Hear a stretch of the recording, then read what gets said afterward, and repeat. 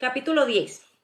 El hospital era pequeño y tenía solamente una entrada. Michael miró a la calle a través de la ventana. Alrededor del edificio había un patio, atravesado por un único camino que conducía desde el exterior hasta la puerta de la entrada.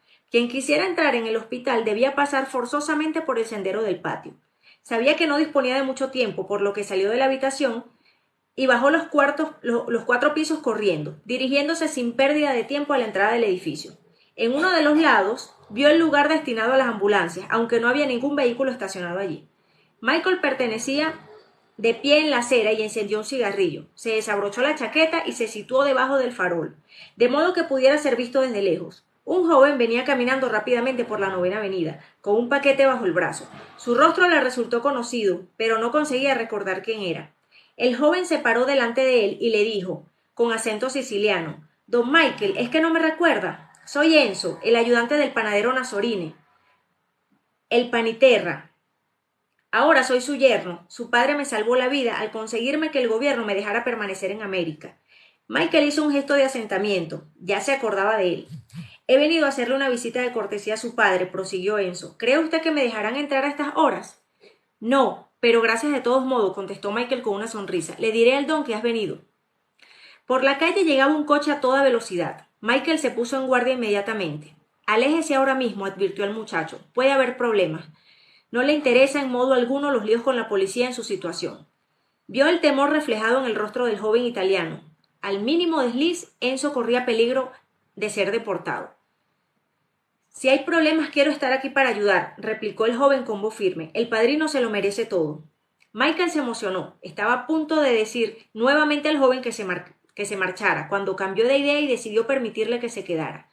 2 hombres en la puerta del hospital tal vez bastaran para desanimar un poco al atacante, mientras que uno solo sí sería insuficiente. Dio un cigarrillo a Enzo y se lo encendió. Ambos permanecieron bajo el farol en la fría noche de diciembre. El verde de la hierba del jardín y los multicolores adornos navideños se reflejaban en ellos.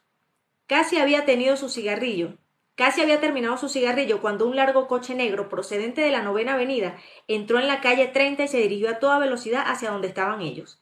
El automóvil aminoró la marcha y Michael se esforzó por ver el rostro de los ocupantes, echando como sin querer el cuerpo hacia adelante. Cuando parecía que iba a detenerse por completo, el coche salió disparado. Alguien debía haberlo reconocido. Michael dio a Enzo otro cigarrillo y reparó en que las manos del panadero estaban temblando.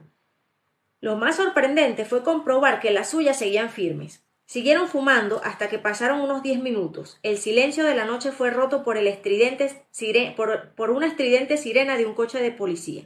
Desde la 9ª Avenida, un coche patrulla entró a toda velocidad por el sendero del hospital. Otros 2 vehículos seguían al primero.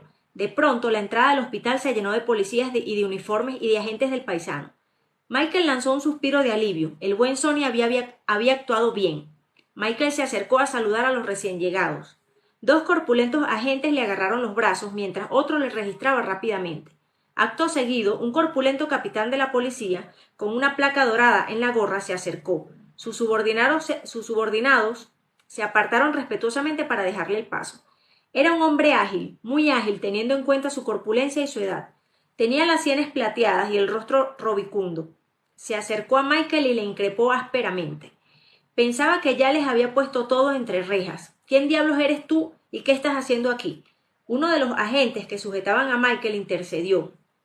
No está implicado, capitán. Michael permaneció en silencio. Estaba estudiando al capitán. Es Michael Corleone, el hijo del don, dijo un agente del paisano. ¿Qué pasó con los agentes que debían estar protegiendo a mi padre?, preguntó Michael con serenidad. ¿Quién les ordenó que abandonaran sus puestos? El rostro del capitán se encendió de cólera. ¿Y quién diablos eres tú para darme órdenes? Fui yo quien les dije que se marcharan. No me importa que entre los gángsters se maten unos a los otros. Si de mí dependiera, no moviera un dedo para proteger la vida de tu padre. Y ahora márchate inmediatamente, inútil, y no te acerques por el hospital más que en las horas de visita. Michael seguía estudiando atentamente. No estaba enfadado por lo que el policía le acababa de decir, sino que intentaba pensar con lucidez. Cabía la posibilidad de que Soloso fuera uno de los ocupantes del primer automóvil y que le hubieran visto de pie en la entrada del hospital. Soloso tal vez había telefoneado al capitán para decirle cómo es posible que los hombres de Corleone estén todavía en el hospital, y a pesar de que le ha pagado una fortuna para que los encerrara. Y si todo esto había sido cuidadosamente planeado como había dicho Sonny, las piezas encajaban. Con voz todavía tranquila dijo el capitán: no voy a salir del hospital hasta que ponga guardia en la puerta de la habitación de mi padre. El capitán no se molestó en responder. Phil, encierra a este mamarracho, ordenó el agente que permanecía de pie a su lado. El muchacho nada tiene que ver, capitán, replicó el agente indeciso. Es un héroe de guerra y nunca se ha mezclado en los asuntos de su padre. La prensa armará un escándalo. El capitán se encaró con su subordinado ruborizado de ira. —¡Que lo encierre, he dicho! —gritó. Michael, todavía tranquilo, dijo con acento irónico: —¿Cuánto le paga el turco por defender a mi padre, capitán? El oficial se volvió hacia él. —Inmovilízalo —ordenó a los dos corpulentos policías. Michael sintió que le agarraban los brazos con fuerza y vio que el enorme puño del capitán avanzaba directo a su cara. Trató de esquivar el golpe, pero el puño se estrelló contra su mandíbula. Le dio la impresión que una granada había estallado dentro de su cabeza. De su boca empezó a manar sangre y escupió algunos dientes. Sintió que las piernas se negaban a sostenerlo. Si los policías no le hubiesen sostenido, hubiera caído, pero no había perdido el conocimiento. El agente del paisano se puso delante de él para evitar que el capitán volviera a golpearlo. —Por Dios, capitán, le ha hecho daño de verdad. —Ni siquiera lo he tocado —replicó el capitán casi gritando—. Me atacó y se cayó, ¿entiende? Se negaba a dejarse arrestar. A través de una cortina de sangre, Michael vio que estaban llegando más coches, de los que segundos más tarde bajaron varios hombres. Uno de ellos, según pudo ver, era el abogado de Clemenza. El letrado se puso a hablar con el oficial. Su tono era suave y firme. La familia Corleone ha contratado los servicios de una agencia de detectives para proteger al señor Corleone. Los hombres que me acompañan tienen licencia de armas, capitán. Si usted los arresta, mañana por la mañana deberá comparecer ante el juez para explicar por qué. El abogado dirigió una mirada a Michael. —¿Quiere usted denunciar a la persona que le ha golpeado? —le preguntó. He resbalado y me he caído. Vio una sonrisa de triunfo en la cara del capitán. Y él también trató de sonreír. Quería ocultar a toda costa el odio frío que se acumulaba en su cerebro. No deseaba que nadie se diera cuenta de la rabia que le estaba dominando. El don hubiera reaccionado igual. Luego notó que lo trasladaban al hospital y perdió el conocimiento. A la mañana siguiente, cuando despertó, supo que le habían soldado la mandíbula y que había perdido 4 dientes del lado izquierdo de la boca. Junto a él estaba Hagen. —¿Me anestesiaron? —preguntó Michael. —Sí —respondió Hagen—. Tenías trozos de huesos clavados en las encías, y sin anestesia hubiese sufrido mucho. —Aparte de lo de la mandíbula y la boca, ¿tengo algo más? —preguntó Michael. —No, nada —contestó Hagen—. Sonny quiere que vayas a Long Beach. ¿Te sientes con fuerza para el viaje? —Desde luego. ¿Cómo está el don? Hagen se sonrojó. —Creo que el problema está resuelto. Hemos contratado una agencia de detectives y toda la zona alrededor del hospital está siendo vigilada. Ya terminaré de contártelo todo durante el viaje. Al volante iba Clemenza. Michael y Hagen se sentaron detrás. —Dime, ¿se sabe ya lo que ocurrió realmente? —preguntó Michael, cuya cabeza no dejaba de dar vueltas al asunto. —Sonny tiene un contacto en la policía —contestó Hagen—. Se trata de Phillips, el agente que trató de protegerte. Él fue quien nos dio el soplo. El capitán McCluskey ha sido siempre un sujeto muy duro. Lo era ya en sus tiempos de simple patrullero. Nuestra familia le ha pagado mucho dinero. Es un hombre muy ambicioso y no se puede confiar en él. Por lo visto, Soloso le ha pagado mucho más. McCluskey arrestó y después de la hora de visita a todos los hombres de tercio que permanecían en el hospital. El hecho de que algunos llevaran armas no hizo sino empeorar las cosas. Luego hizo salir del hospital a los agentes que estaban en la puerta de la habitación de tu padre. Alegó que los necesitaba en otra parte y aseguró que otros 2 hombres venían a sustituirle. Mentira. Le habían pagado para que dejara al don sin protección, y Philip me lo dijo, que no aceptaría el fracaso de sus planes, que probaría suerte otra vez. Soloso debe haberle pagado una fortuna, además de prometerle hasta la luna. ¿Han dicho algo de mis heridas los periódicos? Nada, ni una palabra, contestó Hagen. Nadie está interesado en que se sepa, ni la policía ni nosotros. Bien, ¿Enzo logró huir? Preguntó Michael.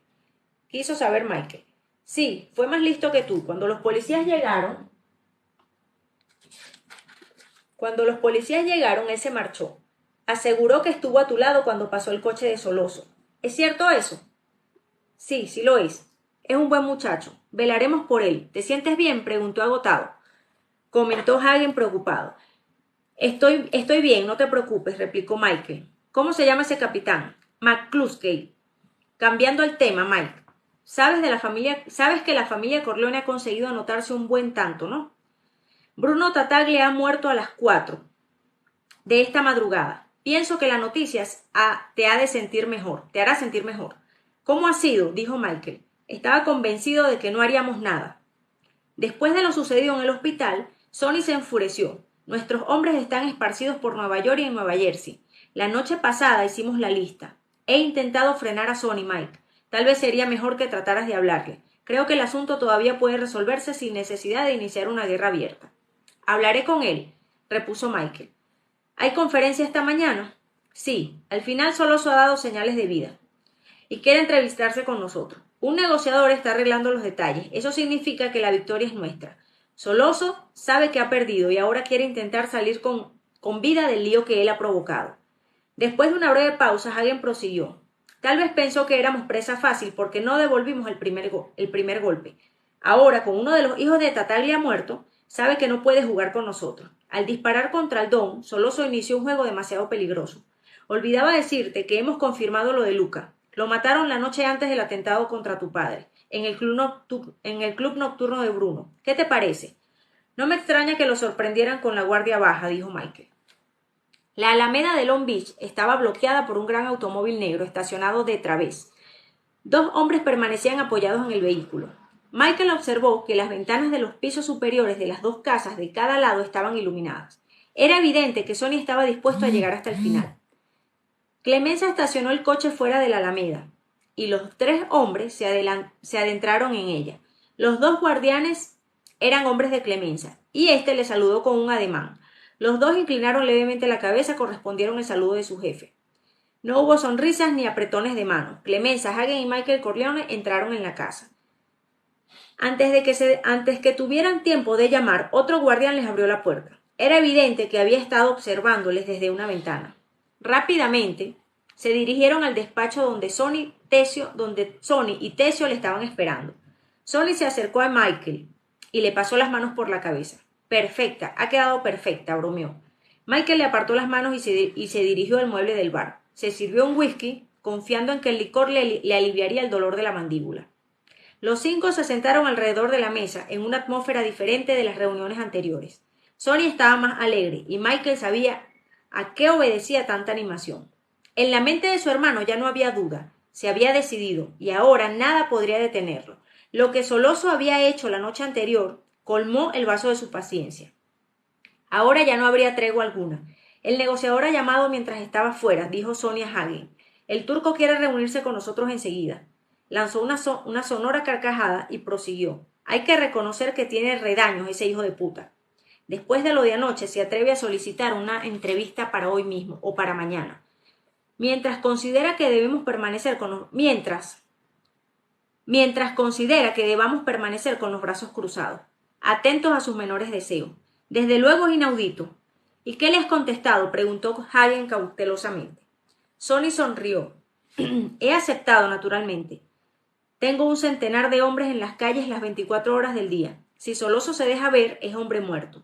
¿Hubo una propuesta concreta?, quiso saber Hagen. Sí, quiere que enviemos a Mike a hablar con él. El negociador nos garantiza la seguridad de Mike. Soloso no nos pide garantías para él, pues sabe que no está en condiciones de pedirlas. Así pues, quiere ser él quien lo arregle todo. Los hombres del negociador llevarán a Mike al lugar de la entrevista. Mike escuchará a Soloso y luego le dejarán ir. Pero el lugar de la reunión es secreto. La promesa es que el trato será tan bueno que no podremos rechazarlo. ¿Y qué hay de los Tattaglia?, preguntó Hagen. ¿Cómo les habrá sentado lo de Bruno? Eso forma parte del trato. El negociador dice que la familia Tattaglia está de acuerdo en seguir con Soloso. Olvidarán lo de Bruno. Es el precio que ha tenido que pagar por lo que hicieron a mi padre. Según ellos, una cuenta borra la otra. Creo que deberíamos escuchar lo que tiene que decirnos, apuntó Hagen prudente. Sonny movió varias veces la cabeza exageradamente en señal de negativa. No, no, consigliere, esta vez no. Y su voz tenía un marcado acento italiano al decir estas palabras. Nada de entrevistas, nada de discursos, prosiguió. Nada de soportar nuevos trucos de Soloso. Cuando el negociador vuelva a ponerse en contacto con nosotros, quiero que le des un mensaje. Quiero a Soloso. Si no, será la guerra. Nos iremos a las trincheras y movilizaremos a todos los hombres. Los negocios se resentirán, pero no importa. Las otras familias no permitirán una guerra abierta, dijo Hagen. Sería demasiado perjudicial para todos. Sonny se encogió de hombros. Pues tienen una solución muy sencilla, contestó. Que me den a Soloso o luchen contra la familia Corleone. Sonny permaneció en silencio unos segundos y luego rudamente prosiguió. No más consejos, Tom. Ya he tomado una decisión. Tu misión es la de ayudarme a vencer, ¿entendiste? Hagen asintió y por un momento se concentró en sus propios pensamientos. He hablado con tu contacto en el departamento de policía, dijo después. Me ha asegurado que el capitán McCluskey figura en la nómina de Soloso y que éste le paga una verdadera fortuna. Y hay más. Por lo visto, McCluskey también tendrá su porcentaje en el negocio de las drogas. McCluskey ha aceptado ser guardaespaldas de Soloso. El turco no se atrevería a dar un paso sin él. Cuando se reúna con Mike, McCluskey estará sentado a su lado, vestido de paisano, pero armado. Quiero que entiendas, Sonny, que mientras Soloso esté protegido, como lo está en estos momentos, es invulnerable. Nadie hasta hoy ha liquidado impunemente a un capitán de la policía de Nueva York. La presión que ejercería la prensa, las autoridades y la iglesia sería tremenda. Las familias saldrían a casarte abiertamente. La familia Corleone estaría perdida. Incluso los más influyentes amigos del Don se esconderían. En consecuencia, Sonny, te ruego que tengas todo esto en cuenta. McCluskey no puede estar continuamente al lado de Soloso. Esperaremos. Tesio y Clemenza daban nerviosas chupadas a sus cigarros, pero no se atrevían a hablar. Si prevalecía en la opinión de Sonny, serían ellos los que tendrían que exponer el pellejo. Por primera vez, Michael abrió la boca. ¿Es posible trasladar al Don aquí?, preguntó a Hagen. Eso es lo primero que pregunté, respondió Hagen. Es imposible. Todavía está muy mal. Se salvará, pero necesita continuos cuidados. Y hasta es posible que tengan que intervenirle. Imposible. En ese caso, hay que ir por Soloso enseguida, resolvió Michael. No podemos esperar. El tipo es demasiado peligroso y no tardaría en sorprendernos con otra de sus ideas. Recuerda que para él el objetivo principal sigue siendo nuestro padre, aunque sabe que en estos momentos le va a ser muy difícil. Ahora bien, si intuye que queremos matarle, hará de nuevo un intento contra el viejo. Se jugará el todo por el todo. Y con ese capitán de la policía como ayudante, ¿quién sabe lo que puede ocurrir? No podemos correr el riesgo, debemos eliminar a Soloso enseguida. Sonny, con la mano en la barbilla, meditaba profundamente. Tienes razón, muchacho, convino. Has dado en el clavo. No debemos dar a Soloso la oportunidad de descargar un nuevo golpe contra el Don. ¿Y qué hay del capitán McCluskey?, intervino Hagen. Sonny se volvió a Michael y le dirigió una extraña sonrisa. Eso. ¿Qué hay del duro capitán de la policía? Lo que propongo es una medida extrema, ya lo sé, replicó Michael, midiendo cuidadosamente sus palabras. Sin embargo, hay ocasiones en que cualquier extremismo está justificado. Imaginemos que decidimos matar a McCluskey. Lo que procedería ante todo sería implicarlo hasta el punto que ya no fuera un honrado capitán de la policía en misión de servicio, sino un corrompido oficial mezclado con la mafia. En nuestra nómina tenemos periodistas que se encargarán de publicar la noticia en primera página. Lo que debemos hacer, claro está, es conseguir pruebas contra el capitán. El revuelo entonces sería mucho menor. Como es lógico, pues no es lo mismo que muera un policía honrado a que muera un policía corrupto y traidor. ¿No es eso una buena idea? ¿Es o no es una buena idea? Michael miró deferentemente a los otros. Tesio y Clemencia parecían abatidos y guardaron silencio. Sonny, con la misma extraña sonrisa de antes, dijo: Adelante, muchacho, lo estás haciendo muy bien. Tal como solía decir el Don, la sabiduría está en boca de los niños. Adelante, Mike, sigue hablando. Hagen también sonreía, aunque disimuladamente. Michael prosiguió. ¿Quieren que me entreviste con Soloso? Bien. Seremos 3. Yo, Soloso y McCluskey. Arréglalo todo para pasado mañana y ordena a nuestros informadores que procuren averiguar dónde se celebrará la conferencia. Insisten que tiene que ser un lugar público. No voy a permitir que me lleven a ninguna casa o apartamento. Que sea un bar o un restaurante y a la hora de la cena, cuando el local esté más lleno con gente. Así todos nos sentiremos más seguros. Ni siquiera un hombre tan desconfiado como Soloso podría imaginar que pensamos disparar contra el capitán allí mismo. Naturalmente me registrarán, por lo que no deberé acudir a la cita sin armas. Por lo que deberé acudir a la cita sin armas. Necesitaremos que alguien me proporcione un arma después. Me encargaría de los dos. Los 4 hombres lo miraron fijamente. Clemenza y Tesio quedaron boquiabiertos. Hagen parecía triste, pero no sorprendido. Empezó a hablar, pero cambió de idea y se calló. Por su parte, Sonny, el de la enorme cabeza de Cupido, se echó a reír a carcajadas, con una risa que le salía del alma. Señaló a Michael y trató de decir algo, pero no pudo. De su boca solo salían sonoras carcajadas. Tú, el intelectual de la familia, logró decir entre carcajada y carcajada. El que nunca ha querido saber nada de los asuntos de su padre. Ahora te propones a matar a un capitán de la policía ya soloso. Y todo porque McCluskey te dio un puñetazo. Te lo estás tomando como un asunto muy personal. Y no es más que una cuestión de negocios. ¿Quieres matar a 2 tipos únicamente para vengar un puñetazo? Clemenza y Tesio, que no habían captado el verdadero significado de las palabras de Sonny, estaban convencidos de que éste se reía de su hermano menor. Y por ello miraban a Michael sonrientes y con un cierto aire de superioridad. Solo Hagen permaneció impasible. Michael lo fue mirando uno por uno hasta que sus ojos se detuvieron en Sonny, que seguía sonriendo. —¿Que tú te encargarás de los dos? —dijo Sonny. —Vamos, muchacho, te aseguro que no conseguirás ninguna medalla. Lo que sí te garantizo, en cambio, es que acabarás en la silla eléctrica. Esto no es cosa de héroes, muchacho. A la gente no se le mata desde 1 kilómetro de distancia. Hay que disparar cuando se tiene el enemigo cerca, cuando se está seguro de no fallar. Vamos, chico, no te tomes las cosas tan a pecho. Al fin y al cabo solo fue un puñetazo. Terminando el corto discurso de Sonny, siguió riendo. Michael se levantó. —Creo que harás bien en dejar de reírte. El cambio operado en Michael había sido extraordinario, que a Clemenza y a Tesio se les borró la sonrisa de los labios. Michael no era alto ni corpulento, pero su presencia parecía irradiar peligro. En aquel momento era la viva imagen de don Corleone. Su mirada era dura y su tez había adquirido un tono pálido. Parecía dispuesto a saltar sobre su corpulento hermano mayor, en cualquier momento. Era indudable que de haber tenido un arma en la mano, Sonny hubiera corrido peligro. Sonny dejó de reír, y Michael, con voz mortalmente fría, le dijo: —¿No crees que soy capaz de hacerlo? ¡Ah, imbécil! —Sé que puedes hacerlo —respondió Sonny, completamente serio. No me reía de tus palabras, sino de lo que son las cosas, las vueltas que da el mundo. Yo siempre he dicho que eras el más duro de la familia, más incluso que el don. Tú eres el único que se atrevía a enfrentar a nuestro padre. Recuerdo cómo eras de niño, vaya temperamento el tuyo, hasta te atrevías a pegarte conmigo. Y eso que yo era bastante mayor que tú. Y Fredo recibía una paliza tuya por lo menos toda la semana. Ahora, sin embargo, Soloso te ha escogido a ti para la entrevista por considerar que eres el más débil de nosotros.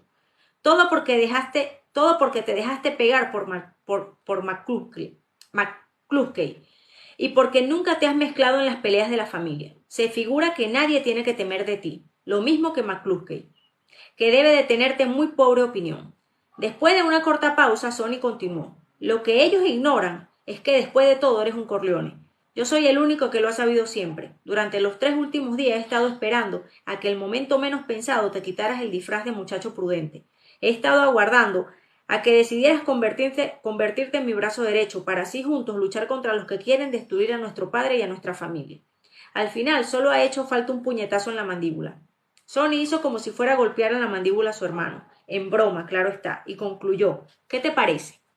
La tensión había desaparecido por completo. Mira, Sonny, dijo Mike, creo que mi propuesta es la única salida viable. No podemos dar a Soloso otra oportunidad de liquidar a nuestro padre. Parece que soy yo el único que tendrá la ocasión de estar cerca de él. Además, la idea ha sido mía. Por otra parte, no creo que puedas encargar a otro de esta tarea de liquidar a un capitán de la policía. Tal vez tú lo harías, pero tienes esposa y tienes hijos. Además, tienes que dirigir los negocios de la familia mientras se recupera nuestro padre. De modo que solo quedamos Freddy y yo. Freddy no se ha recuperado todavía de la impresión que sufrió cuando el atentado contra el viejo, por lo que no se puede contar con él. Solo quedo yo. Sentido común. El golpe en la mandíbula nada tiene que ver. Sonny fue a abrazarlo. No me importan tus razones, comentó. Lo que importa es que ahora estás con nosotros. Y te diré otra cosa. Considero que tu idea es perfecta. ¿Qué opinas tú, Tom? El razonamiento de Mike es coherente, contestó el consigliere. Estoy convencido de que Soloso no es sincero al decir que quiere llegar a un acuerdo. Creo que tratará nuevamente de liquidar al Don. Por lo tanto, lo único que cabe hacer es tratar de eliminarlo. Tenemos que acabar con él, aunque con él caiga el capitán de la policía. pero el que haga el trabajo sudará lo suyo. ¿Será Mike? Puedo hacerlo yo, apuntó Sonny. Hagen hizo un gesto de impaciencia. Soloso no permitiría que te acercaras a él, ni aunque contara con el apoyo de 10 capitanes de la policía. Además, eres el jefe en las funciones de la familia. No puedes arriesgarte. Hizo una breve pausa y prosiguió, dirigiéndose a Clemencia y a Tesio. ¿Tienen algún hombre realmente capacitado y de confianza a quien encargarle este trabajo? No tendría que preocuparse por dinero todo el resto de su vida. No tengo a nadie a quien Soloso no conozca, respondió Clemencia. Por otra parte, Soloso desconfiaría de Tesio y de mí. Y no podría serlo alguien realmente duro y poco conocido en el ambiente que nos movemos, dijo Hagen. Un novato, quiero decir. Los dos caporrejis me movieron la cabeza en un gesto negativo. Tesio sonrió como para quitar asperezas en sus palabras. Eso sería como hacer jugar en primera división a un chiquillo de 10 años. Secamente Sonny interrumpió la conversación. Tiene que ser Mike. Y ello por 1000 razones diferentes. La más importante de todas es porque creen que es muy poco capaz. Y puede realizar el trabajo, se los garantizo. Además, será el único que tendrá la oportunidad de acercarse al turco. Ahora, pues, solo nos queda estudiar de mejor forma para protegerlo. La mejor forma de protegerlo. Tom, Clemencia, Tesio, averigüe dónde se celebrará la conferencia, cueste lo que cueste. Cuando lo sepamos, nuestra misión consistirá en estudiar la manera de hacer llegar un arma a Mike.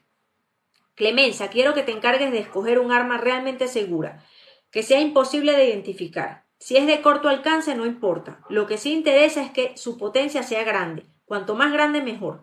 Tampoco es preciso que sea un arma de alta precisión, pues Mike disparará casi a quemarropa. Mike, cuando acabes de disparar, deberás arrojar la pistola al suelo. Eso es fundamental, que no te pillen con el arma en la mano. Clemencia, trata la culata y el gatillo con aquel producto que tú tienes para impedir dejar las huellas. Recuerda, Mike, podremos acallar a cualquier testigo, pero si te atrapan con el arma en la mano, entonces nada podríamos hacer. Te brindaremos toda la protección posible y tendremos un coche a punto para huir.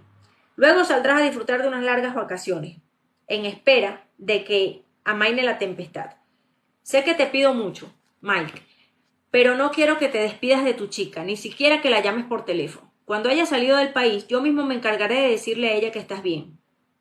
Estas son mis órdenes, y quiero que se cumplan. Luego añadió sonriendo, ahora quédate con Clemencia y acostúmbrate a manejar la pistola, que pondrán a tu disposición. Luego puede ser conveniente que practiques un poco. Nosotros nos encargaremos de todo lo demás. Absolutamente de todo, ¿de acuerdo, muchachos? De nuevo Mike sintió aquella deliciosa frialdad en todo su cuerpo, y le dijo, no tendrías por qué ordenarme que no hablara con mi chica de un asunto como este. ¿Qué creías que iba a hacer? ¿Llamarla para decirle adiós? De acuerdo, Mike, respondió Sonny sin dar importancia a la observación de su hermano. Pero todavía eres un novato y he preferido aclararlo todo. Olvídalo.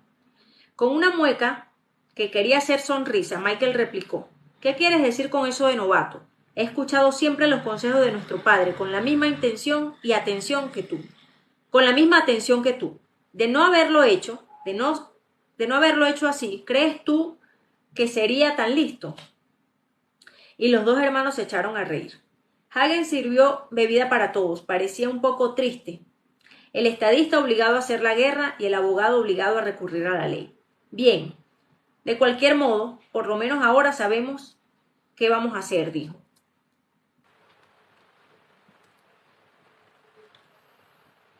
El capitán McCluskey estaba sentado en su oficina.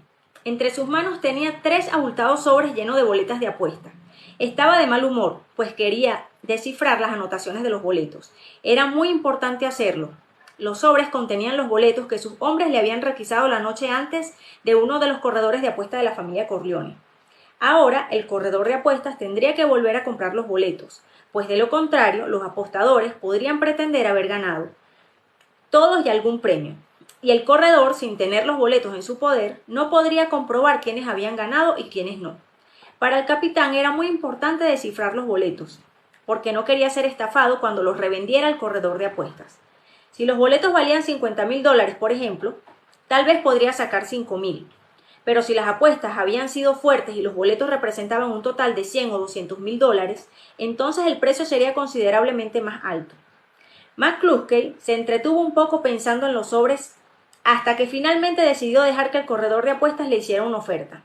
Sí, decididamente sería mejor la manera de conocer su verdadero precio. McCluskey miró el reloj de su oficina. Era la hora convenida para ir a recoger a aquel grasiento turco, soloso, y llevarlo al lugar donde había de encontrarse con la familia Corleone. McCluskey fue a su guardarropa y empezó a vestirse de paisano. Cuando hubo terminado, llamó a su esposa y le dijo que no le esperara para cenar, ya que tenía trabajo. Nunca le hablaba de sus negocios, no confiaba en ella. La mujer creía que vivía de su sueldo policial. Al pensar en ello, McCluskey esbozó una sonrisa. Su madre había creído lo mismo, aunque no tardó en averiguar la verdad, y es que el oficio se lo había enseñado su difunto padre. El padre del capitán había sido sargento de la policía y cada semana llevaba a su hijo a dar un paseo por el distrito. El sargento McCluskey decía a los tenderos: «Este es mi muchacho», y ellos le estrechaban la mano para luego hacerle un pequeño regalo, $5 o $10 por regla general. Al final del día, los bolsillos del pequeño McCluskey estaban repletos de billetes.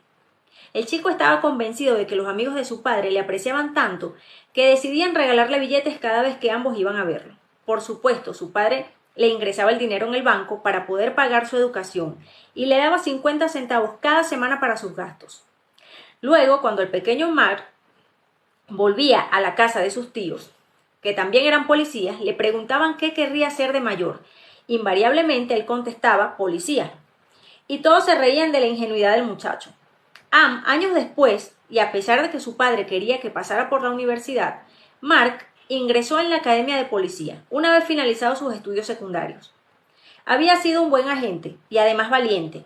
Los jóvenes delincuentes que aterrorizaban las esquinas de las calles huían cuando él se aproximaba, pues sabían que pegaba bastante fuerte con su porra. Era muy duro, pero también muy sensible. Nunca llevaba a su hijo a visitar a los comerciantes. Cuando pasaba a recoger los regalos en efectivo por ignorar ciertas violaciones de las ordenanzas municipales en relación con las basuras, el apartamento de vehículos y etc., él no siguió el ejemplo de su padre, sino que se metía el dinero en el bolsillo tranquilamente, sin sentir nada parecido a remordimiento, pues consideraba que el dinero que le pagaban los comerciantes se lo había ganado de sobra. Nunca se había metido en un cine o un restaurante afuera de las horas de servicio, a pesar de que otros compañeros suyos lo hacían, sobre todo en las frías noches de invierno. Siempre había efectuado las rondas, siempre había proporcionado protección, su protección a sus tiendas. Cuando algún mendigo molestaba a la gente, él sabía cómo tratarlo para que el vagabundo no tuviera nunca más ganas de volver por el distrito. Y la gente del barrio sabía apreciar lo que McCluskey hacía por ellos.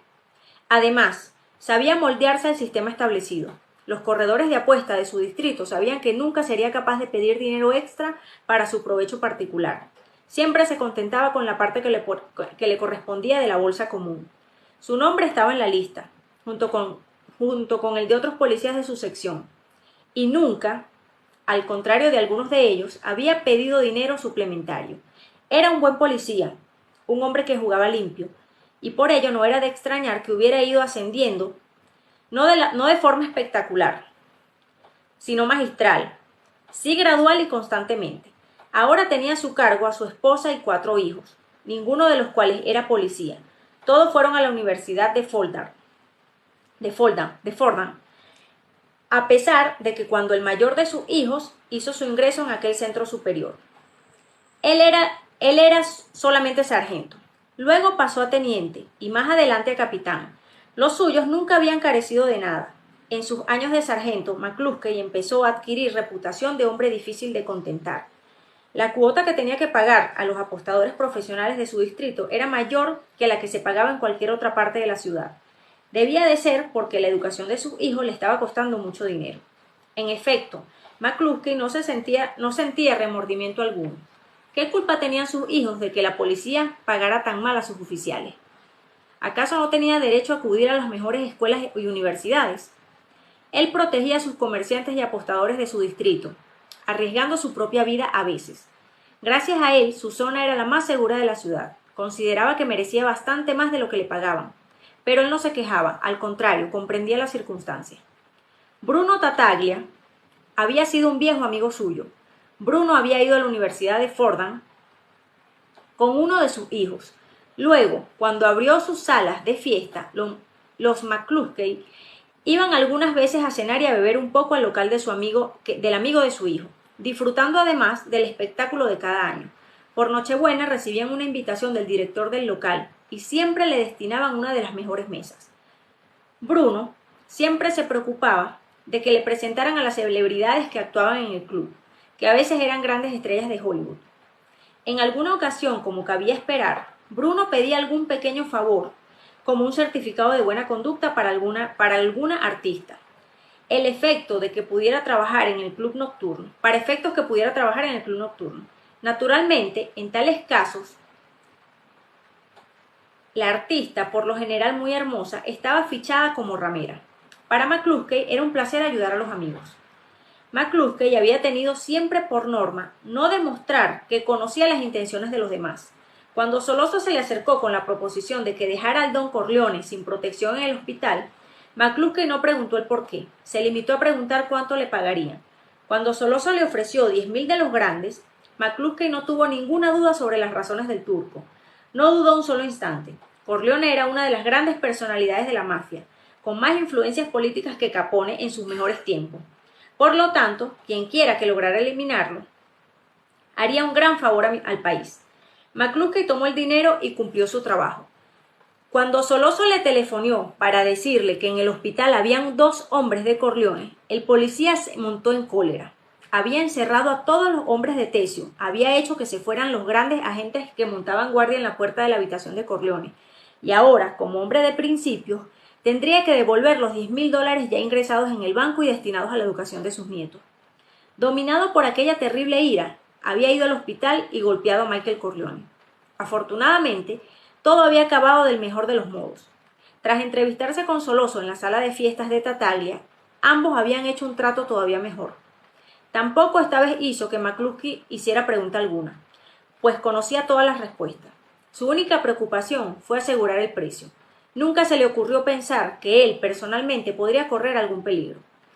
Que alguien pudiera soñar siquiera en matar a un capitán de la policía de Nueva York. Eso era algo impensable. El más duro de los mafiosos tenía que aguantarse ante el más humilde de los patrulleros. Matar policías no era rentable. Y es que cuando un agente era asesinado, resultaba que la policía tenía que matar a una serie de delincuentes que se resistían a ser arrestados o que pretendían huir mientras eran conducidos a la comisaría. McCluskey se dispuso a salir. Problemas siempre problemas. En Irlanda, la hermana de su esposa acababa de morir, pues después de haber liberado una larga lucha contra el cáncer. La enfermedad de su cuñada le había costado mucho dinero, y ahora el funeral le costaría todavía más. Además, sus tíos y tías allá en el viejo continente necesitarían ayuda económica, y sería él quien tendría que proporcionársela. McCluskey no era un hombre mezquino. Aún recordaba cómo cuando él y su esposa visitaron Irlanda, fueron tratados a cuerpo del rey por la familia. Tal vez el siguiente verano, ya que la guerra había terminado, volverían allí. McCluskey dijo a su ayudante dónde podía encontrarle en caso de necesidad. No consideró necesario tomar precaución alguna. Siempre podría alegar que Soloso era un confidente de la policía. Una vez que fuera a la comisaría, caminó un par de manzanas y luego tomó un taxi dirigiéndose al lugar donde tenían que encontrarse con Soloso. Tom Hagen había llevado a cabo todos los preparativos para que Michael abandonara el país. Había cuidado de su pasaporte falso, de su embarque en el carguero italiano que recalaría en un puerto siciliano, etc. El mismo día, un emisario viajó a Sicilia en avión para preparar con el jefe de la mafia la estancia del joven Corleone. Sonny, por su parte, había dispuesto lo necesario para que un coche y un conductor de absoluta confianza esperaran a Michael cuando éste saliera del restaurante donde se celebraría la entrevista con Soloso. El conductor sería Tessio, en persona, que se había ofrecido para realizar el trabajo, y el automóvil sería vulgar, pero con un motor muy potente. Además, llevaría una matrícula falsa para que no fuera posible identificarlo. Michael pasó el día con Clemenza, practicando con la pistola que el capo régimen le había escogido para él. Era de calibre 22 y dejaba en blanco unos agujeros bastante mayores de lo normal. Su precisión era suficiente para asegurar el blanco a una distancia de 5 pasos. Más lejos, las balas irían a cualquier parte. El gatillo estaba muy duro, pero Clemenza lo suavizó. Decidieron no hacer nada para amortiguar el ruido, a fin de eliminar la posibilidad de que algún despistado ajeno a la situación interfiriera. El ruido de los disparos hablaría por sí solo de lo que estaba sucediendo. Clemenza fue dando instrucciones a Michael. Tira la pistola tan pronto como la hayas utilizado, pero hazlo con cuidado. Te pones la mano en un costado y la dejas caer. Así nadie se dará cuenta y pensarán que todavía tienes la pistola en la mano. Todos te mirarán a la cara. Abandona rápidamente el lugar, pero no corras. No mires fijamente a nadie, pero tampoco rehuyas la mirada. Recuerda que todos te tendrán miedo. Todos, no lo olvides. Nadie intentará detenerte. Una vez fuera del local, Tesio te estará esperando en el coche. Entra en el vehículo y no te preocupes de nada más. No temas ningún accidente. Te sorprenderás al ver lo fácil que resulta todo. Ahora ponte este sombrero a ver qué tal te sienta.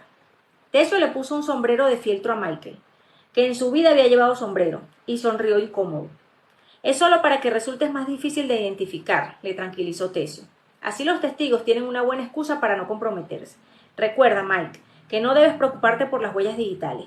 La culata y el gatillo han sido tratados debidamente. No quedará impresa huella alguna, pero no toques ninguna otra parte del arma.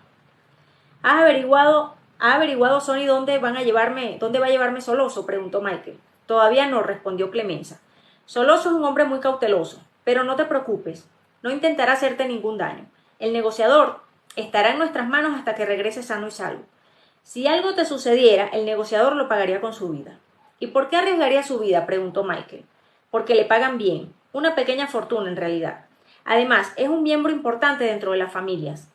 Sabe que Soloso no permitirá que le ocurra nada. Para Soloso, tu vida no vale tanto como la del negociador, ni más ni menos. Tu seguridad está garantizada, y luego seremos nosotros los que empezaremos a golpear a diestra y siniestra. ¿Qué va a pasar?, quiso saber Michael. Se desatará una guerra sin cuartel entre la familia Tattaglia y la familia Corleone. La mayoría de los demás se alistarán con los Tattaglia. El Departamento de Sanidad tendrá que recoger muchos cadáveres este invierno. Estas cosas suelen suceder cada 10 o 12 años. Sirve para eliminar la fruta podrida. Por otra parte, si cedemos en detalle de poca monta, pronto nos obligarán a ceder en cuestiones de importancia. Es preciso desanimarles desde un principio. Igual debía haber hecho en Europa con Hitler. Nunca debieron haberle permitido ir tan lejos. En ciertas ocasiones, la permisividad es una auténtica fuente de graves problemas. Michael había oído decir lo mismo de su padre. Concretamente, recordaba que lo había dicho en 1939, poco antes de que estallara la guerra. Si el Departamento de Estado hubiese estado a cargo de las familias, la Segunda Guerra Mundial no hubiese tenido lugar, pensó Michael. Michael y Clemenza regresaron a la casa del Don, donde Sony había instalado su cuartel general provisional. Michael se preguntaba por cuánto tiempo podría Sony permanecer en ese refugio de la Alameda. Llegaría el momento que tendría que decidir a salir. Cuando llegaron, Sony estaba haciendo la siesta. Encima de la mesita habían sobras de su comida, trozos de carne y de pan, además de una botella de whisky medio vacía. El siempre limpio y ordenado despacho de su padre comenzaba a parecer una posilga. Michael despertó a su hermano. ¿Por qué no dejas de vivir como un borrachín y dejas que te arreglen un poco el despacho? ¿Quién diablos crees que eres? ¿Un inspector?, preguntó Sony pasándose la mano por los ojos. Mike, todavía no sabemos dónde piensan llevarte esos bastardos de Soloso y McCluskey. Si no podemos averiguarlo, ¿cómo podremos pasarte la pistola? ¿Es que no puedo llevarla yo encima?, preguntó Michael. Tal vez no me registren, y si lo hacen, tal vez no encuentren el arma. Tal vez no encuentren el arma si somos lo bastante listos.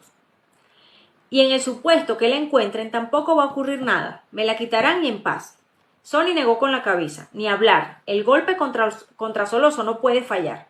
Recuerda que primero debes disparar contra él. McCluskey es más lento y pesado. ¿Te ha dicho Clemenza que debes tirar el arma? 1.000.000 de veces, contestó Michael. Sony se levantó del sofá. ¿Cómo va tu mandíbula?, preguntó el hermano menor, después de desperezarse. Mal. Le dolía aún todavía la parte izquierda de la cara. Michael bebió un trago de whisky directamente de la botella y el dolor remitió. Cuidado, Mike, advirtió Sony. Es preciso que tengas la cabeza muy clara. Deja ya de jugar al hermano mayor, Sony. He luchado contra enemigos más peligrosos que Soloso, y en peores condiciones. ¿Dónde tiene el turco sus morteros? ¿Dónde tiene la aviación y su artillería pesada? ¿Ha mirado el terreno? Soloso no es más que un listo hijo de puta, apoyado por un policía tan hijo de puta como él. Una vez tomada la decisión de liquidarlos, el problema desaparece. Lo que cuesta es decidirse. No tendrán tiempo ni de darse cuenta de dónde les viene el golpe. Tom Hagen entró en la estancia. Después de saludarlos con un ademán, fue directamente al teléfono registrado con el número falso. Hizo algunas llamadas. Nada, dijo al cabo. Soloso quiere mantener secreto el lugar de la entrevista mientras le sea posible. Sonó el teléfono y Sony se puso el aparato al tiempo que pedía silencio con un gesto. Realizó algunas anotaciones en la hoja de papel y dijo, muy bien, estará allí, y colgó el auricular. Sony rió con ganas. Desde luego. Hay que reconocer que ese cerdo de Soloso es listo. Esta noche, a las 8, él y el capitán McCluskey recogerán a Mike frente al bar Jam Dempsey, en Broadway. Luego se trasladarán a otro sitio, donde mantendrán la conversación. Mike y Soloso hablarán en italiano. El informador me ha asegurado que la única palabra italiana que entiende McCluskey es soldi, dinero, por lo que no se enterará de nada. Soloso, por otra parte, sabe que Mike comprende el dialecto siciliano. Pero como me falta práctica, no charlaremos mucho, señaló Mike con sequedad. Mike no saldrá de aquí hasta que tengamos el negociador, dijo Hagen. Supongo que se habrá tomado las medidas oportunas al respecto, ¿no es así? El negociador, dijo Clemenza, está ya en mi casa jugando las cartas con mis 3 hombres. No lo dejarán marchar hasta que yo les avise. Naturalmente. Sony se hundió en su botacón de cuero. Y ahora, ¿cómo sabremos el lugar de la entrevista? Tom, tenemos espías en el seno de la familia Tataglia. ¿Por qué no nos han dicho nada? Soloso es más listo que el demonio, respondió Hagen. Está llevando el asunto de forma tan secreta que no ha de confiar en nadie. Considera que con el capitán McCluskey tiene bastante, y que la seguridad es más importante que las armas. Y tiene razón. Haremos que sigan a Michael y esperaremos que todo salga bien. No, dijo Sony. Eso no servirá de nada. Lo primero que harán será asegurarse de que nadie lo sigue. Es lógico. Eran ya las 5 de la tarde. Quizás lo mejor sería que Michael disparara contra los ocupantes del coche cuando pasaran a recogerlos, dijo Sony preocupado. Y si Soloso no está dentro del coche, objetó Hagen. Descubriríamos nuestro juego. No, lo que tenemos que hacer es averiguar el lugar de la entrevista. Tal vez deberíamos tratar de adivinar el porqué de tanto secreto, interrumpió Clemenza. ¿Y por qué debería dejarnos saber nada? Si puede evitarlo, dijo Michael, en tono de impaciencia. Además, huele el peligro. Seguro que no las tiene todas consigo, a pesar de ese capitán de policía. Hagen hizo chasquear sus dedos. Ese policía, Phillips, ¿por qué no lo llama, Sony? Quizás él sepa dónde pueden localizar al capitán. Creo que vale la pena probarlo. A McCluskey no le importará que se sepa a dónde va. Sony descolgó el auricular y marcó el número. Habló en voz muy baja. Nos llamará, anunció cuando hubo colgado. Esperaron durante casi media hora. De pronto sonó el teléfono. Era Phillips. Sony escribió algo en su libreta y colgó. Su rostro tenía una expresión radiante. Creo que ya lo tenemos, dijo. El capitán McCluskey siempre tiene que comunicar dónde puede ser encontrado. Esta noche, de 8 a 10 de la noche, estará en el Luna Azure, en el Bronx. ¿Alguien conoce el local? Yo lo sé, respondió Tesio con evidente satisfacción. El lugar será perfecto para nosotros. Es un pequeño restaurante muy íntimo, con reservados muy acogedores. Allí nadie se preocupa por nadie. Perfecto. Se inclinó sobre la mesa de Sony y empezó a hacer un plano con algunos cigarrillos. Esta es la entrada, Mike. Cuando hayas terminado, sal del local y camina hacia la izquierda. Luego tienes que doblar a la esquina. Te estaré aguardando con los faros del coche encendido y te recogeré sobre la marcha. Si surges en dificultades, grita. Acudiré enseguida a ayudarte. Tendrás que darte prisa, Clemenza. Envía a alguien allí para que oculte la pistola. Los aseos del local son bastante anticuados. Y entre el depósito del agua y la pared hay un espacio suficiente para una pistola. Cuando te hayan registrado en el coche y vean que vas desarmado, se tranquilizarán. En el restaurante no te precipites, no digas enseguida que necesitas ir al baño. Y sobre todo, pide permiso antes de ir. Que no te vean demasiado tranquilo. Seguro que no sospecharán nada. Pero cuando vuelvas junto a ellos, no pierdas tiempo. No vuelvas a sentarte en la mesa. Dispara enseguida y no corras riesgos. En la cabeza, 2 disparos a cada uno. Luego sal tan rápido como puedas. Sony había estado escuchando atentamente. Quiero que alguien muy competente y fiable se encargue de esconder la pistola, dijo a Clemenza. La pistola estará allí, dijo Clemenza, con énfasis. De acuerdo, replicó Sonny. Todos a trabajar, pues. Decio y Clemenza salieron de la habitación. ¿Debo encargarme yo de conducir a Mike a Nueva York?, preguntó Tom Hagen. No, respondió Sonny. Te necesito aquí. Cuando Mike haya terminado, empezará nuestro turno y voy a necesitarte. ¿Te has ocupado de los periodistas? Cuando empiece el ruido tendrán una tonelada de material contra McCluskey, asintió Hagen. Sonny se levantó y estrechó la mano de Michael. Bien, muchachos, se acerca el momento. Ya no las arreglaremos para explicar a mamá tu inesperada marcha. Y cuando considere que es el momento oportuno, también hablaré con tu chica, ¿de acuerdo? De acuerdo, dijo Mike. ¿Cuándo crees que podré regresar? Antes de un año ni soñarlo, fue la respuesta de Sonny. Tal vez el don quiera arreglar las cosas más a prisa, pero no cuentes con ello. Intervino Tom Hagen. El tiempo que haya de durar tu ausencia dependerá de muchos factores. Del material que podamos suministrar a los periódicos, del interés que ponga en el asunto del departamento de policía, de la relación de las otras familias, etc. De la reacción de las otras familias, etc. Se armará un buen revuelo. Desde luego, y preocupaciones no nos van a faltar. De eso es lo único que podemos estar seguros. Michael estrechó la mano de Hagen. Haz lo que puedas, le dijo. No quiero pasar otros 3 años lejos de la casa. Todavía estás a tiempo de cambiar de idea, Mike, dijo Hagen amistosamente. Podemos encargar a otro el trabajo. Podemos adoptar otro sistema. Tal vez no sea necesario eliminar a Soloso. Michael se echó a reír. Pueden hacerse muchos planes, pero solo hay uno bueno. Además, Tom, toda mi vida ha sido demasiado fácil. Ya es hora de que haga algo por los míos. De acuerdo, Mike, convino Hagen. Pero déjame insistir una vez más en que no quiero que lo hagas para vengar el puñetazo en la mandíbula. McCluskey es un estúpido, ya lo sé, pero en su golpe no hubo nada personal. Por segunda vez, Tom Hagen vio en Michael la encarnación del don. Mira, Tom, no te equivoques.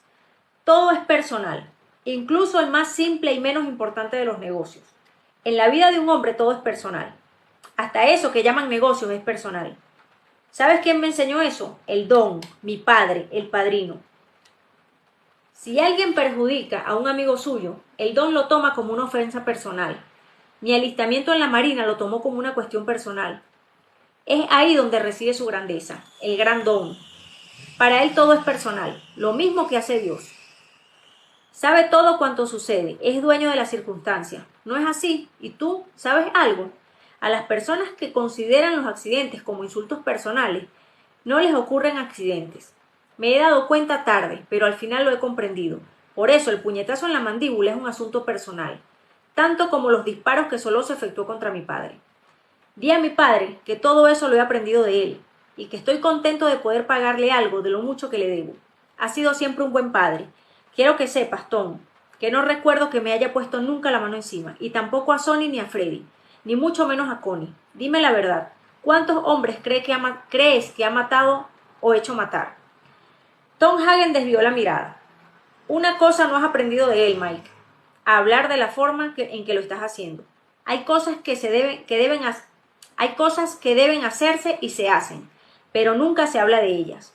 Uno no trata de justificarlas, no pueden ser justificadas, se hacen simplemente y luego se olvidan. Michael Corleone enarcó las cejas. Como consigliere, ¿estás de acuerdo en que es peligroso para el don y nuestras familias que Soloso esté vivo?, preguntó con voz suave. Sí. Muy bien, asintió Michael. Entonces tengo que matarlo. Michael Corleone estaba de pie frente al restaurante de Jack Dempsey, en Broadway, esperando que pasaran a recogerlo. Miró su reloj. Eran las 8:05. Sin duda, Soloso sería puntual. Él, en cambio, había preferido llegar con tiempo de sobra. Hacía ya 15 minutos que esperaba. Durante el trayecto en Long Beach y Nueva York, Michael había intentado olvidar lo que le había dicho a Tom Hagen. Y es que si creía en lo que había dicho al consigliere, el curso de su vida estaba ya definitivamente trazado, aunque podría ser de otro modo después de lo que iba a hacer esa noche. Si no conseguía apartar aquellos pensamientos, quizás su vida acabaría en unos minutos, pensó Michael. Debía concentrarse solo en el trabajo inmediato. Soloso no era tonto y McCluskey era un hueso duro de roer. Se alegró de notar que la mandíbula volvía a dolerle. Eso le ayudaría a estar alerta. En una fría noche de invierno como aquella, resultaba bastante natural que Broadway no estuviera muy concurrido, a pesar de que era casi la hora en que comenzaban los espectáculos teatrales. Michael se sobresaltó ligeramente al ver que un largo automóvil negro doblaba la esquina. Instantes después, el conductor abrió la puerta delantera. «Arriba, Mike», dijo el chofer. No conocía al conductor, un hombre joven y de cabello negro, que llevaba el cuello de la camisa desabrochado. Sin embargo, entró al coche. En el asiento trasero estaban Soloso y el capitán McCluskey. Soloso le tendió la mano y Michael se la estrechó. La mano era firme, caliente y seca. «Me alegro de que hayas venido, Mike», dijo Soloso. «Espero que podamos arreglar la situación.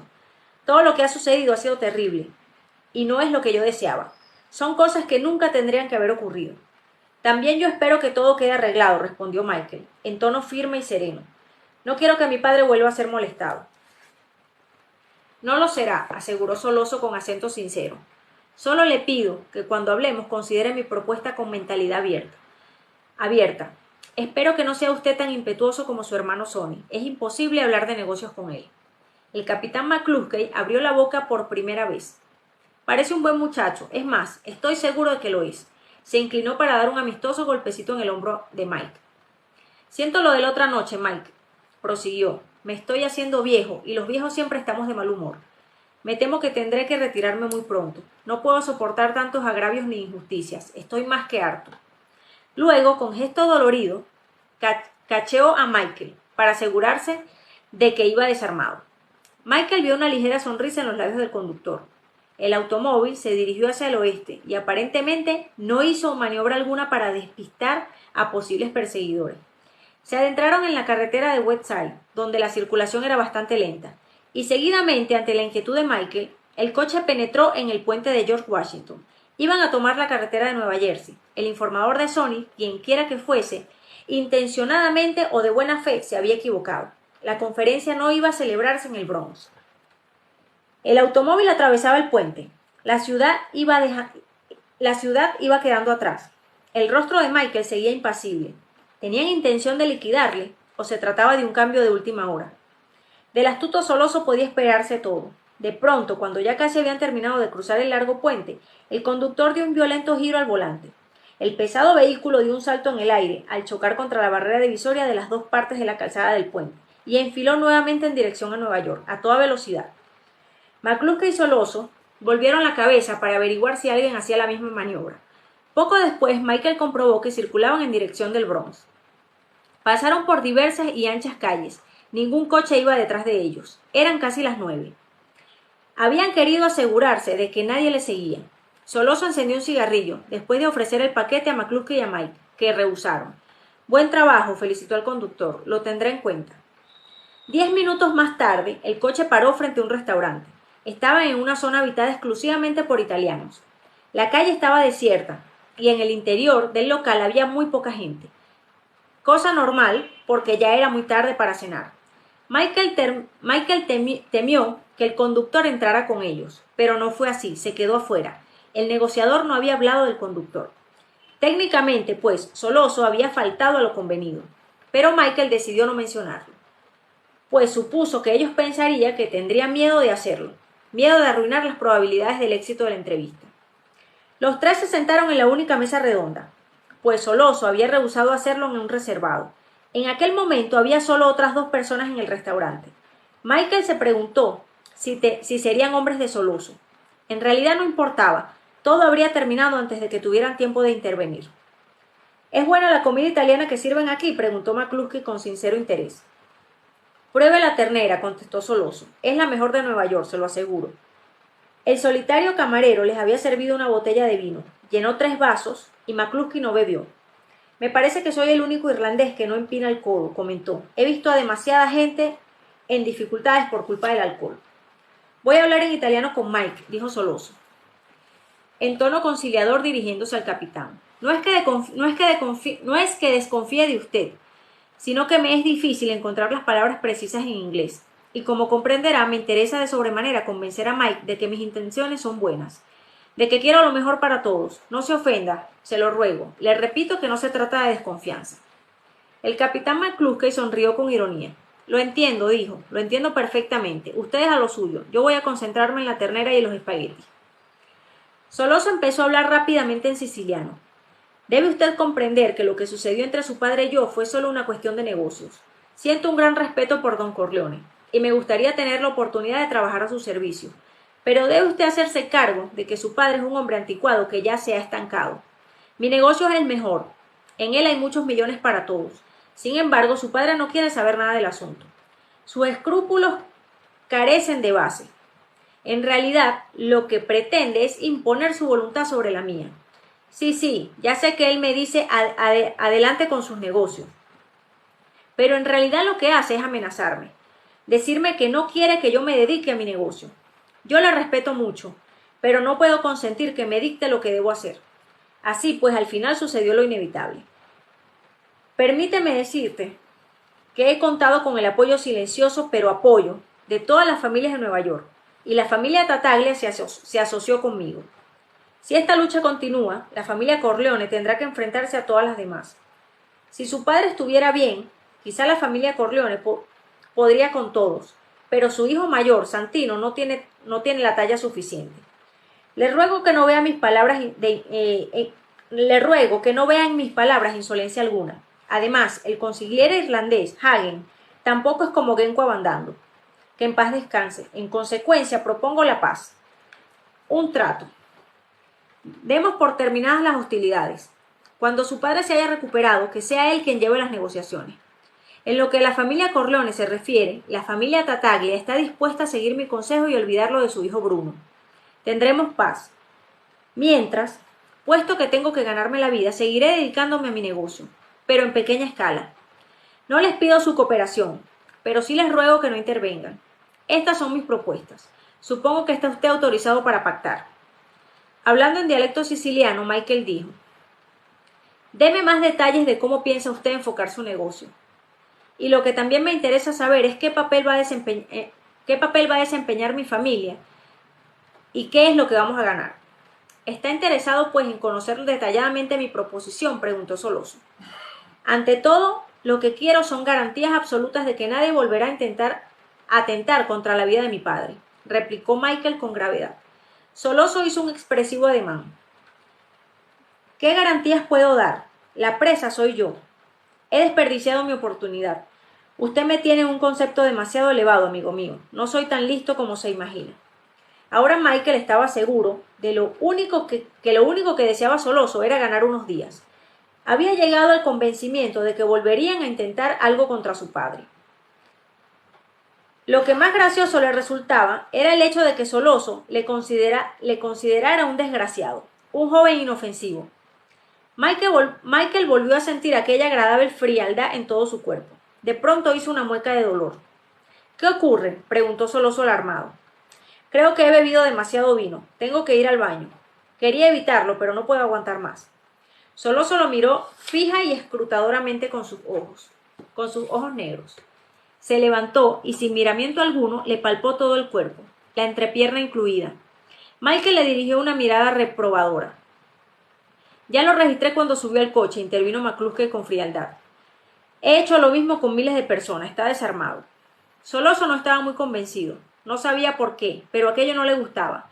Miró al hombre que estaba sentado en la mesa que había al frente de ellos y con un gesto le indicó la puerta del retrete. El hombre también con un ligero gesto le indicó que ya había registrado el retrete y que no había nada ahí dentro, ni nadie. No tarde mucho, dijo Soloso de mala gana. Estaba nervioso. Soloso olía el peligro. Michael se levantó y se dirigió al cuarto del aseo. En el lavabo había una pastilla de jabón color rosa. Michael entró en un cubículo. Le convenía orinar, lo necesitaba. Lo hizo rápidamente y a continuación deslizó la mano por detrás de la cisterna. Palpó la pistola, que estaba pegada a la pared con esparadrapo. La sacó, recordando que Clemenza le había dicho que no se preocupara por las huellas dactilares. Se guardó el arma en la cintura y se abrochó la chaqueta. Se lavó las manos y se mojó el cabello con el pañuelo borró las huellas dejadas en el grifo y salió del aseo. Soloso estaba sentado en su silla, con la vista fija en la puerta del lavabo. Michael sonrió. Ahora ya puedo hablar, comentó, con expresión de alivio. El capitán McCluskey estaba comiendo en el plato ternera y espaguetis que le habían servido. El hombre que estaba contra la pared opuesta suspiró aliviado al ver que Michael regresaba. Mike volvió a sentarse. Recordó que Clemenza le había dicho que no lo hiciera, que disparara en cuanto saliera del lavabo, pero algo, tal vez su instinto, le indicó lo contrario. Tenía la impresión de que al menor gesto sospechoso hubiera caído acribillado. Ahora se sentía seguro y también algo avergonzado al pensar en el temblor de sus piernas. Soloso se inclinó hacia él. Michael, cuya cintura quedaba oculta por la mesa, se desabrochó la chaqueta y fingió que escuchaba atentamente las palabras de Soloso, aunque en realidad no comprendía nada de lo que estaba diciendo el turco. En su mente no había lugar más que la tarea que estaba a punto de realizar. De pronto en su mano apareció la pistola. En aquel preciso momento acababa de llegar el camarero, y Soloso volvió la cabeza para pedirle algo. Con la mano izquierda, Michael apartó la mesa mientras su diestra, armada, quedó a 2 palmos de la cabeza de Soloso. Los reflejos del hombre eran tan rápidos que ya había empezado a apartarse, pero los reflejos de Michael, más joven al fin y al cabo, también eran excelentes. Se oyó un disparo. La bala practicó un orificio entre la frente y la oreja de Soloso, y cuando salió, la chaqueta del camarero quedó salpicada de sangre y de fragmentos de hueso. Michael se dio cuenta de que no era necesaria una segunda bala. Había visto en los petrificados ojos de Soloso que la vida se le estaba escapando. No había transcurrido más de un segundo cuando Michael apuntó al capitán McCluskey. El policía atónito se había vuelto hacia Soloso, como si nada de lo que ocurriera tuviera que ver con él. Parecía no darse cuenta del peligro que corría. Por un instante se quedó con el tenedor a medio camino entre el plato y la boca, observando a Michael con sorpresa. Su mirada indicaba que estaba esperando a que huyera o se entregara. Michael no pudo evitar sonreír mientras le disponía a disparar contra él. El impacto fue defectuoso y en modo alguno mortal. Dio en el grueso cuello de McCluskey, quien empezó a dar signos de ahogo, como si se le hubiera atragantado la ternera. Luego el aire pareció llenarse de finas gotas de sangre. Cada vez que el capitán tosía. Fríamente, con estudiada calma, el menor de los Corleones realizó un nuevo disparo. Esta vez, la bala se metió en la cabeza de McCluskey. Acto seguido, Michael se encaró con el hombre que estaba sentado en la mesa, junto a la pared. El individuo no había hecho el menor de los movimientos, paralizado, y puso las manos encima de la mesa. El camarero miraba a Michael con expresión aterrorizada. Soloso estaba todavía en la silla, con el cuerpo apoyado sobre la mesa. El pesado cuerpo de McCluskey, en cambio, yacía en el suelo. Michael dejó la pistola que se deslizaba hacia el suelo. Michael dejó que la pistola se deslizara hacia el suelo. Vio que ni el hombre sentado en la mesa ni el camarero se habían dado cuenta de su maniobra, así que se dirigió a la puerta y salió a la calle. El automóvil de Soloso seguía aparcado en la esquina, pero el conductor no estaba en su interior. Michael empezó a andar rápidamente hacia la izquierda y dobló la primera esquina. Un coche se paró junto a él con la portezuela abierta, y cuando él hubo subido, el vehículo salió disparado. Vio que al volante iba Tesio, cuyas facciones parecían tan duras como un mármol. ¿Te has cepillado a Soloso?, preguntó. Por un instante Michael se sorprendió ante la pregunta de Tesio. En sentido sexual, cepillarse a una mujer significaba llevársela a la cama. Era curioso que Tesio empleara esa expresión. A los dos, respondió Michael. ¿Seguro?, preguntó Tesio. Pude ver sucesos, fue la respuesta de Michael. En el coche, Michael se cambió de ropa. 20 minutos más tarde estaba a bordo de un carguero italiano, a punto de emprender el viaje a Sicilia. 2 horas más tarde, el barco empezó a moverse, y Michael, desde su camarote, vio las brillantes luces de la ciudad de Nueva York. No pudo reprimir un profundo suspiro de alivio. Estaba fuera de peligro. La sensación no era nueva para él. Recordó el momento en que lo retiraron de la playa de una isla que su división había invadido. La batalla no había terminado, pero una ligera herida motivó que lo trasladaran al buque del hospital. También entonces sintió el mismo alivio que experimentaba en esos momentos. La batalla sería infernal, pero él no estaría allí. En el transcurso del día que siguió a la muerte de Soloso y el capitán McCluskey, todos los capitanes y tenientes de la policía de Nueva York recibieron la misma orden. No habría más juegos, la prostitución no sería tolerada ni se efectuaría componendas de ninguna clase mientras el asesino del capitán McCluskey anduviera suelto. Comenzaron a efectuarse impresionantes redadas por la ciudad. Todas las actividades ilegales quedaron absolutamente paralizadas. Aquel mismo día, un emisario de las familias de Nueva York preguntó a la familia Corleone si estaban dispuestos a entregar el asesino. Se le contestó que ellos nada habían tenido que ver con el asunto, que no eran ellos los culpables. Aquella noche explotó una bomba en la alameda de la familia Corleone, en Long Beach. La bomba había sido lanzada desde un automóvil que después de romper la cadena había huido. Durante la misma noche, dos de los hombres a sueldo de la familia Corleone habían sido asesinados mientras comían tranquilamente en un restaurante italiano de Greenwich. Corría el año 1946. La guerra de las 5 familias había empezado. Bueno, con esto terminamos la parte 1.